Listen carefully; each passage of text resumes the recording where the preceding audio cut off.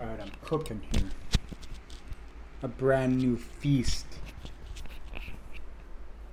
I decided I wanted to speak a little bit because realizations are coming to me.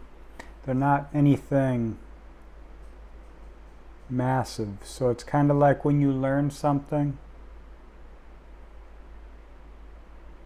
but then with time, the deepening of that understanding, the deepening of the well gives you more validity, gives the information more life, gives it weight, gravity. So things I've always known, or known for a long time, where attention goes, energy flows, we get caught up in the loops and we feed into those things. We've become entrained in a way through these modern times to not be able to trust in anything. And for a lot of us, because we've shunned trusting in our own senses, our own intuitive poles, because circumstances weren't ready for it, people weren't ready for it, we weren't ready to hold that power ourselves, we were tuned into the mind, and we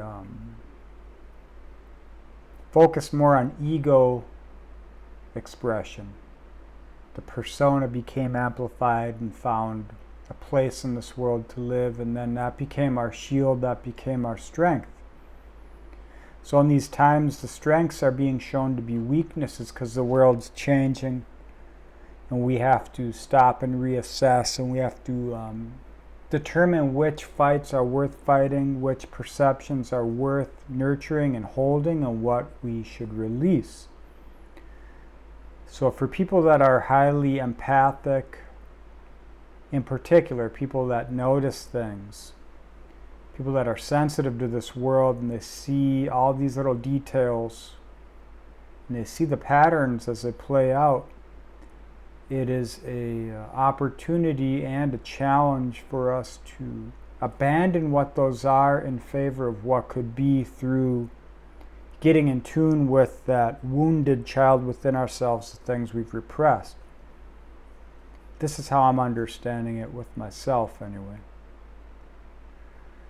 So I see all these signs, I see all these narrations, things going certain ways, agendas being pushed, and this is top-down stuff.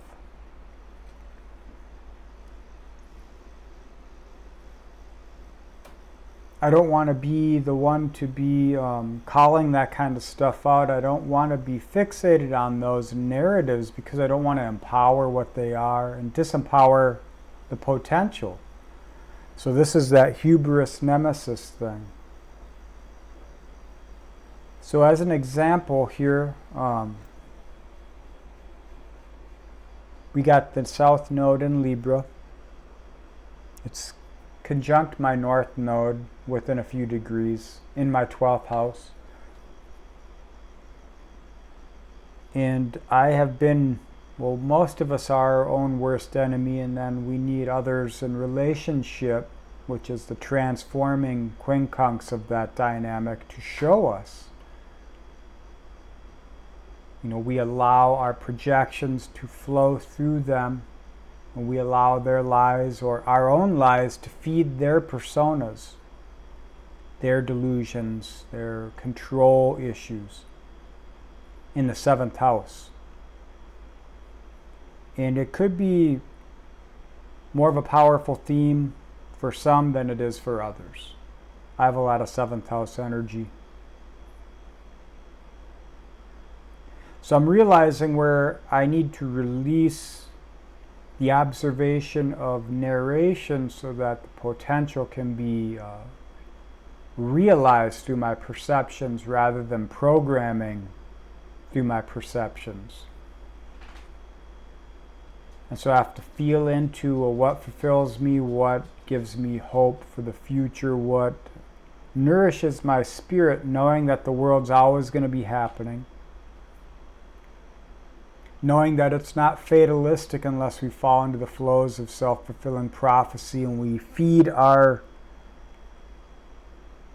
manifestation abilities, our power to create into pre-established paradigms or battles of the past or dynamics which need to fade away, such as relationships with others, locations, what we do, what we observe. So I realize that facing my fears of the potential future by being out of sorts, being out of the right location, being out of the right planning type of mindset is not necessarily doom, and it doesn't put me at a disadvantage. It actually puts me at an advantage because now I have all this extra expression to work with. I can allow the natural, intuitive instincts to come alive through following the pull of my evolutionary intention and Pluto in my 12th. Now I face fears in my life all the time. I'm aware of a lot of things. I've realized that steel's forged in fire. I've got a lot of fire energy in my life, and the only way for me to grow is by actually putting myself in uncomfortable situations. This is an example here. I wouldn't have done this a few years ago.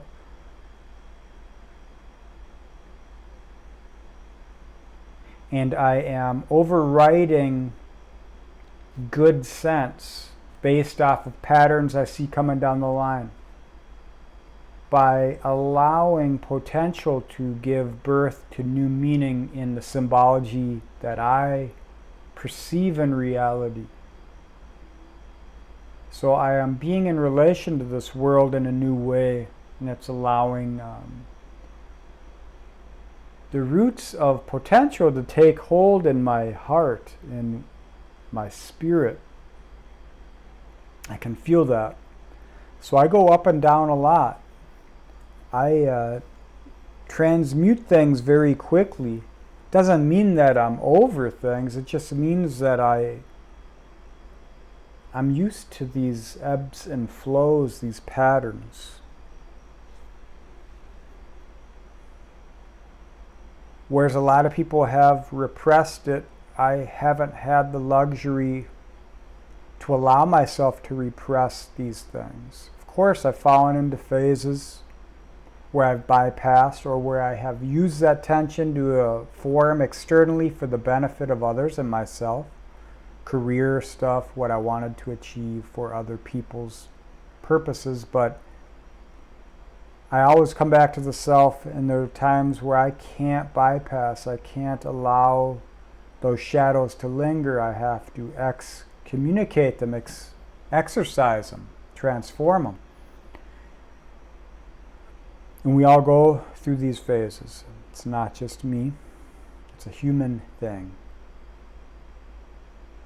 So I see the world's going to be doing stuff. Narrations, you know.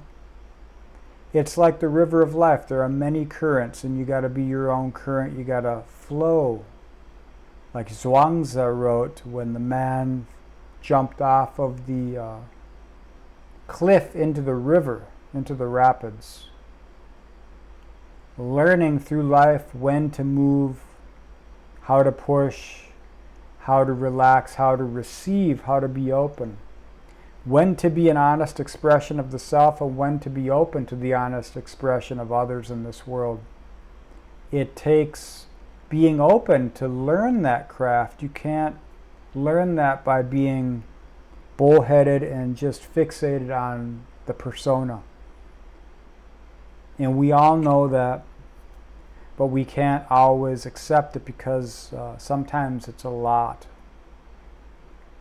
to digest, to accept.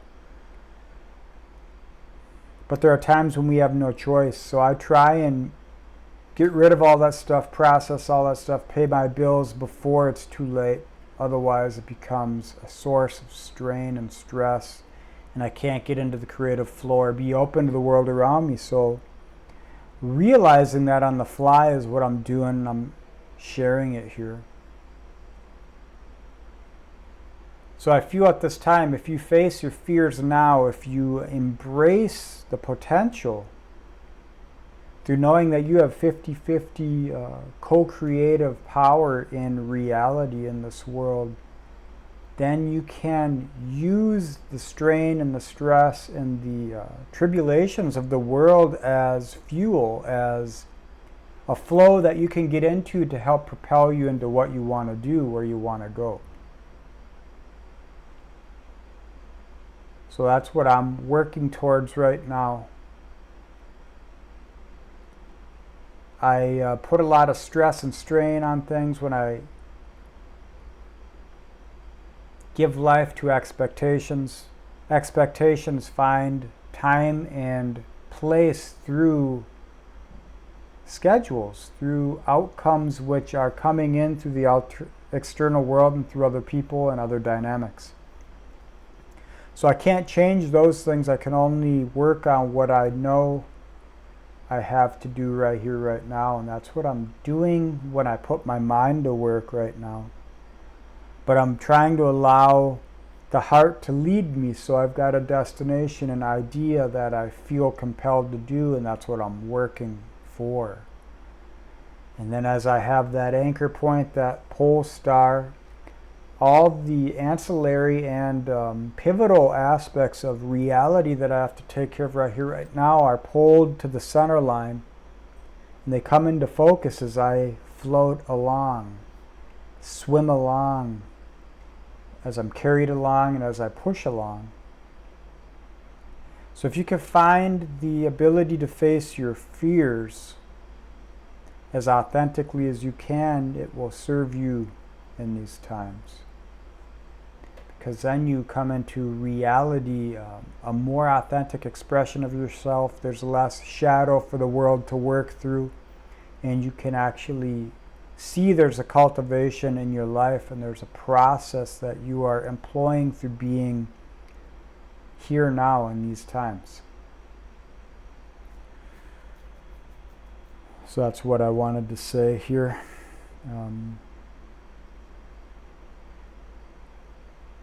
Yeah, that's about it. If you want a reading from me,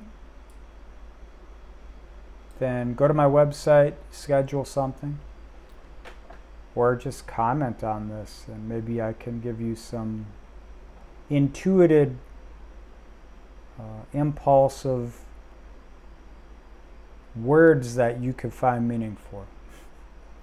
I'm not claiming to know everything, but it's good to have perspective, and I can give that for certain. All right, thanks for watching, listening, and being